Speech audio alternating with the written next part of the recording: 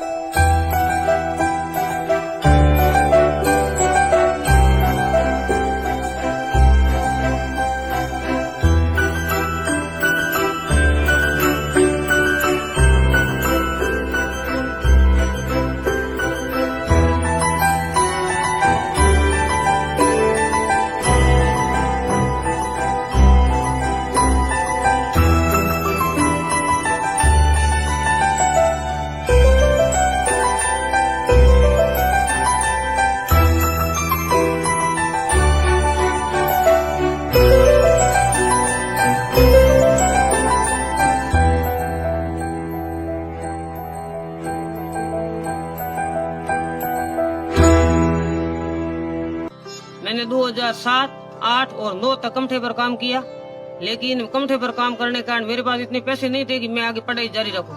इसलिए मेरी BEd late हुई और मैंने 2010 में पैसे इकट्ठे किए, 2011 में बीएड की। बीएड करने के बाद में कंपटीशन में मैं तैयारी करने लगा, इसलिए मेरे पास पैसे नहीं थे। तब मैं प्राइवेट स्कूलों में पढ़ाना मैंने शुरू कर दिया। और प्राइवेट स्कूलों में सबसे पहले मैंने नवजीवन पब्लिक स्कूल में 35 रुपये में पढ़ाया और उसके बाद में 2012 में भर्ती आई और उसी भर्ती में मैं असफल रह गया। उसके बाद में 13 में और 3rd ग्रेड की भर्ती आई, उसमें मैं असफल रहा, यानी मैं 3 3rd ग्रेड में असफल रह गया। उसके बाद में 3 2nd ग्रेड आई, उसमें भी असफल हो गया। क्यों? क्योंकि मेरे पास समय नहीं था, मेरे पास पैसे नहीं था कि मैं बैठ करके तैयारी कर सकता हूँ। इसलिए मैंने 2015 में 1st ग्रेड में भी असफल हो गया। कहना मतलब 5 1st ग्रेड में असफल रहा, 3 2nd ग्रेड में असफल रहा और 3 3rd ग्रेड में असफल रहा। फिर भी मैंने हिम्मत नहीं हारी। फिर मैंने क्या किया, 2018 में घर बैठ करके तैयारी की। कोई कोचिंग का सहारा नहीं लिया, क्योंकि मेरे पास कोचिंग के पैसे नहीं थे। मेरे पिताजी वृद्ध थे और 90 साल के मेरे पिताजी कोई पैसा 1 रुपया भी नहीं कमा सकते। इसलिए मैंने संघर्ष जारी रखा, प्राइवेट स्कूलों में पढ़ाया।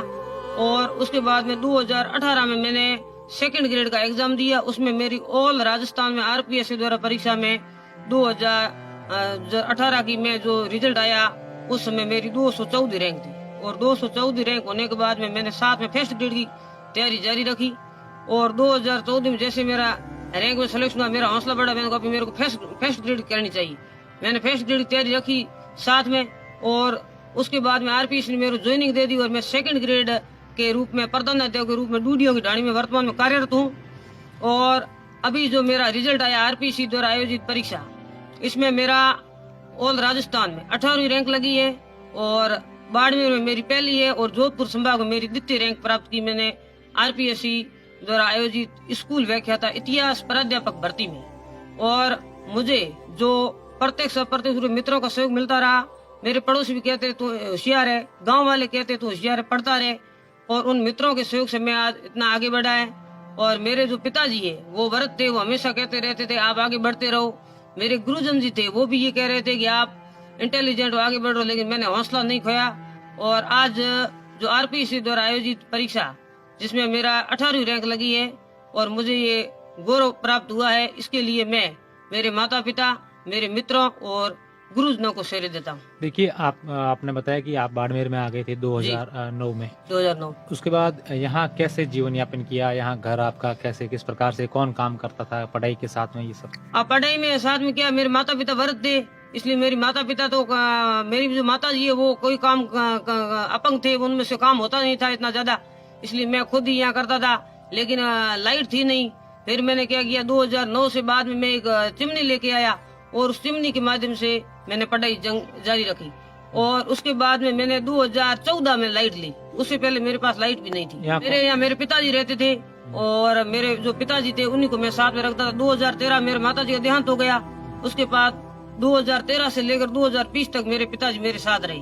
आपकी शादी नहीं हुई? मेरी शादी इसलिए नहीं हुई क्योंकि मेन समस्या ये थी कि हमारे जो नाता प्रथा है उसमें जो होते हैं वो एक दूसरे के साटा प्रथा, वो साटा था नहीं, इसलिए वो शादी हुई नहीं। मैंने कहा कि अब मेरे को तैयारी करने के बाद ही शादी करनी, इसलिए मैंने शादी की नहीं। मेरे पिताजी हमेशा कहते थे मैंने शादी नहीं की, आपने बेटा मेरे गलत हो गया मेरे से। मैंने कहा नहीं पिताजी आप धैर्य रखो, शादी से कुछ नहीं, मैं अपना लक्ष्य हासिल करके अपने आप शादी कर लूंगा। मेरे पिताजी को मैं हमेशा यही शिक्षा देता था। मेरे को वो देते थे शिक्षा, लेकिन मैं उनको ये देता मेरे पिताजी मैं शादी अभी नहीं करूंगा, मेरा सिलेक्शन होने के बाद ही शादी करूंगा। यहाँ कैसे पढ़ाई करते थे? टेबल कुछ यहाँ सर क्या हुआ कि टेबल मेरे पास थी नहीं। तब मैंने क्या किया कि एक जो व्यक्ति जा रहा था जो इसमें ये कबाड़ी वाला, उसके पास मैं एक कबाड़ी से लेके आया वो कूलर होता है, वो कूलर का भाग ला करके यहाँ रख लिया और उसके ऊपर मैं पढ़ाई करता था। क्यों? क्योंकि टेबल के लाने के मेरे पास पैसे नहीं थे कि मैं टेबल लाऊं। और कुर्सी मेरा एक मित्र था, उसने मेरे को भेंट की थी। अब मैं ये संदेश देना चाहता हूँ कि आप कठिन मेहनत करो, मेहनत करते रहो। और आपके पास अगर पैसे नहीं है तो आप कम पैसों से भी अपना लक्ष्य हासिल कर सकते हो। कोचिंगों के भरोसे अपने पैसे दे करके और घर आकर अपन बैठ सकते हैं, तो उसके कोचिंग से नहीं अच्छी किताबें लाओ। और विकट परिस्थितियों में भी आप अगर तैयारी करते हो तो आप अपने लक्ष्य को प्राप्त कर सकते हो। और आप परिस्थितियों को दोष मत दो, आप केवल अपने समय का प्रबंध करो और जो ऑथेंटिक किताबें है वो पढ़ो और माता पिता की सेवा करो। और मुझे जो प्रतिफल मिला ये माता पिता की सेवा से मिला है।